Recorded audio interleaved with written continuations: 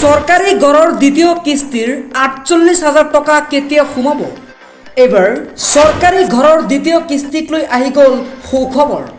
যেহেতু সৰকাৰি ঘৰৰ প্ৰথম কিস্তিৰ টকা সোমাই দিলে চৰকাৰে, গতিকে দ্বিতীয় কিস্তিৰ টকা সোমাব আপোনালোকৰ বেংক একাউণ্টত।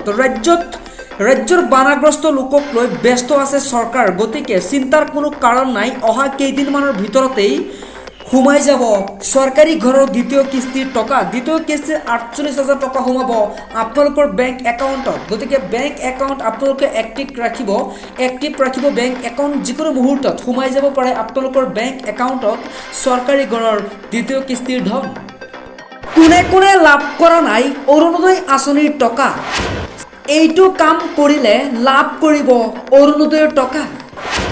কি কাম কৰিব লাগিব সবিশেষ জনাইছো, ভিডিঅ'টো এটা শ্বেয়াৰ কৰি দিয়ক।